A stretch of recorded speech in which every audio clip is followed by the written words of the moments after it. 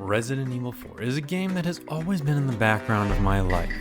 Many friends and online content creators have described this game as the best survival horror game, God's masterpiece to mankind. As far as I know, games peaked in 2005, and everything else has basically been a poor man's attempt at making a video game. Many will say this game is the best in the series as well. That's not me. I think it's still Resident Evil 2 Remake, but that's my brain-rotted opinion. I had tried out the original at a friend's place on the GameCube, but it never clicked. And really, that's just because I suck, which is probably the main theme of this video, you'll see later. There's always been this underlying pressure about Resident Evil 4 building up over the years since everyone else gave this game such high praise. Maybe you can relate to that because you're also in the same experience and you just don't have the same feelings as everyone else about Resident Evil 4 and you're feeling so left out. It's just a video game, I shouldn't be this stressed out. Oh, wait a second. Is that a chicken island? Well, shit, that changes everything about this whole game. 11 out of 10. Now, right off the bat, I cannot promise that you will love Resident Evil 4 or Remake. I can't, that's just insane. But what I can promise you is that if you give this game a chance, you will come to understand why this game is considered a masterpiece. Why so many people love the characters and mechanics, and why so many people consider it to be their favorite video game of all time. It might not end up being your favorite of all time, but you will grow to appreciate like I have, and if you don't, well, then maybe you're a blind little shit stain. But hey, I think I've made a pretty bold claim right there, and I need to back that shit up. So without further ado, let's go into why I think you need to give Resident Evil 4 or Remake a second chance. Well, pause, one more disclaimer. This isn't really a review of Resident Evil 4 Remake if that's still what you're looking for, which maybe that's apparent already, but if it's not, I'm already really balls deep into this video, so if that's not how you're perceiving it, go somewhere else for a review. Anyways, onwards. So my first impressions of Resident Evil 4 Remake were, wow, this game is absolutely stunning. Everything looks so good, from the environments to the various weapons to Leon's hair. Oh my god, his fucking hair, it's the true masterpiece of this game, if I'm being honest. Once I got my hands on my first gun, I was thrilled to go fuck up a friendly neighborhood of some diseased Spaniards. In those opening hours though, I can see why my friends and hyperbolic YouTubers had been making videos calling this game perfection. I was a tad confused in the opening first encounter with Mr. Chainsaw Man. It's been a long time since I even tried playing this game, so if you forgot, you just need to kinda wait it out, and I died a lot. But I was still having a lot of fun at this point, and if you like survival horror but just haven't played this, I think you'll find this opening chapter to be an excellent start. You will probably die a lot like me, but that's just how these games are, right?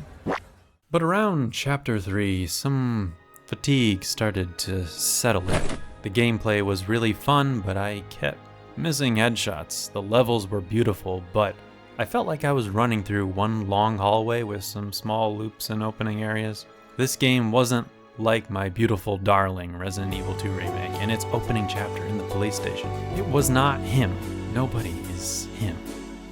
There was even one time I went through an entire loop of an area looking for a key item to proceed, and I think I died like 3 times in that area, and I had to keep repeating it over and over and over again, and that is just really frustrating. There were some cool bosses in this game, but there were also quite a few duds, like the monster in the lake for me.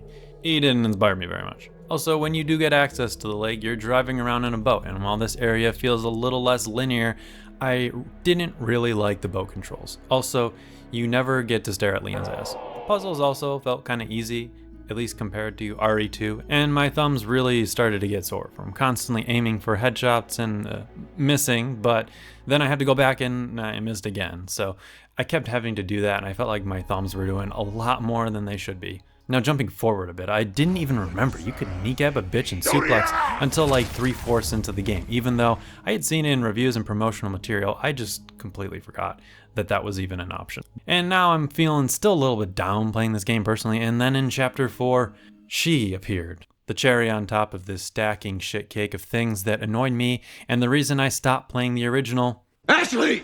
Yep, that's Ashley. She essentially becomes a new mechanic in the game. She follows you around, helps you out, and you can keep her close, you can send her away. I kind of like to think of her as a human yo-yo, only she doesn't hit you in the nuts when you mess up. But I had hopes in the remake that this useless kawaii president's daughter wouldn't be too much of a hassle, and I was wrong.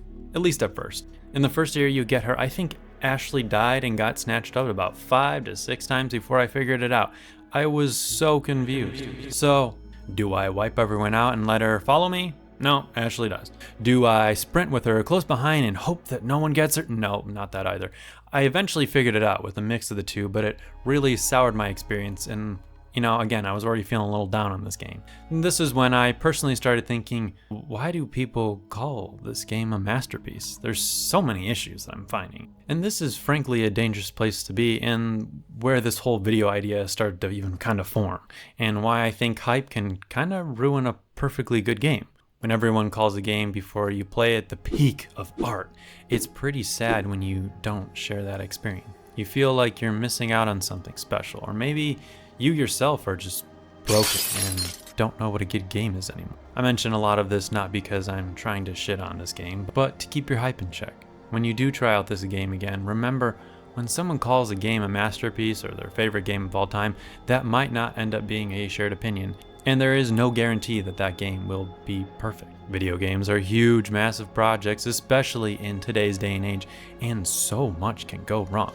Sometimes you'll just run into unique game-ending bugs, and that just sucks. It does. I personally didn't run into too many bugs with this game. Except this one, but I fully took advantage of this moment to exact my revenge.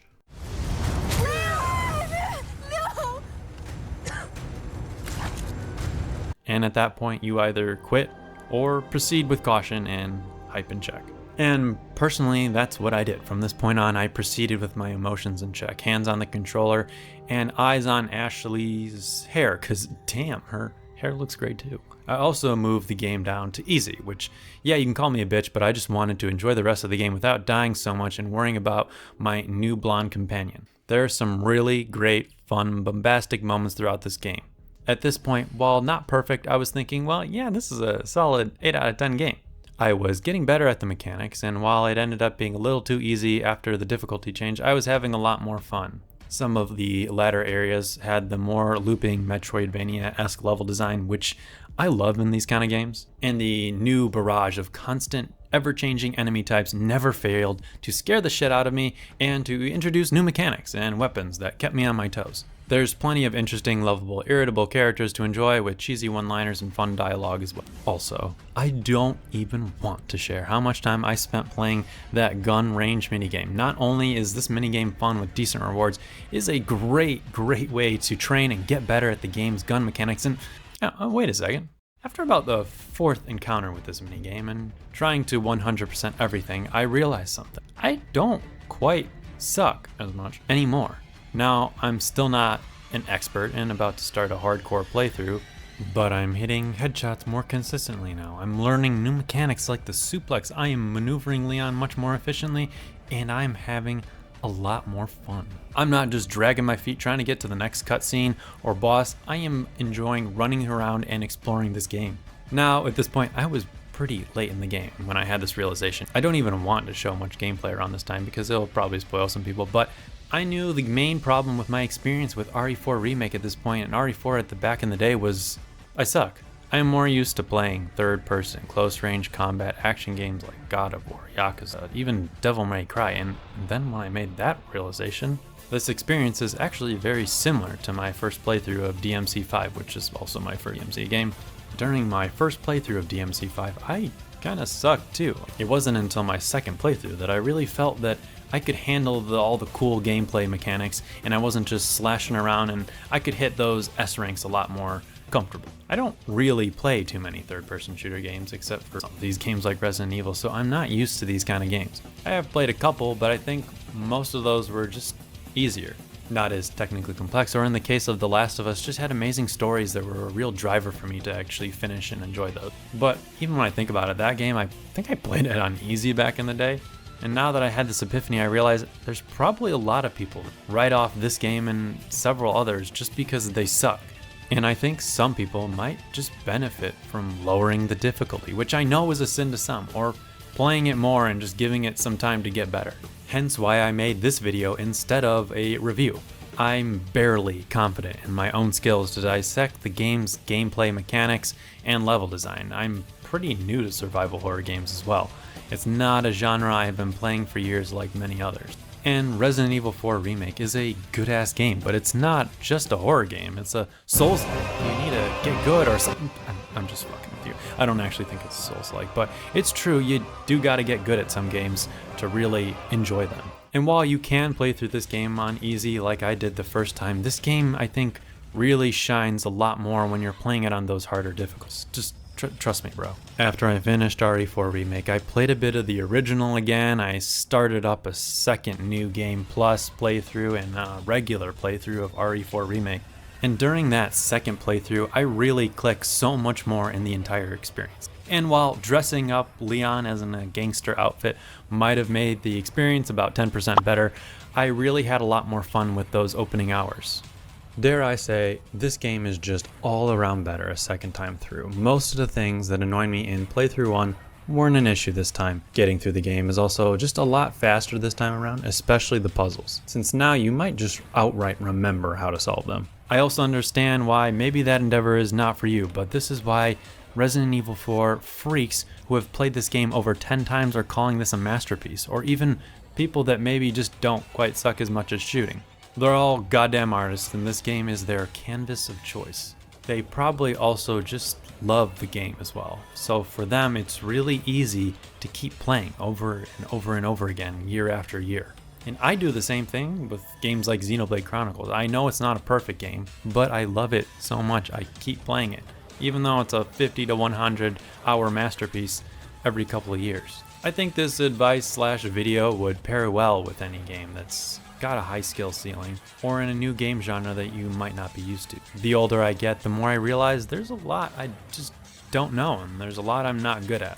Things I need to practice a little bit more, and RE4 Remake is just one of those experiences that made that very obvious after I died like 50 times on my first playthrough. So yeah, I think you should really give this game a second chance, especially if you struggled on your first time playing this game. This game is not my masterpiece of choice to gawk at like many others, but I have a much higher appreciation for what this game is trying to do.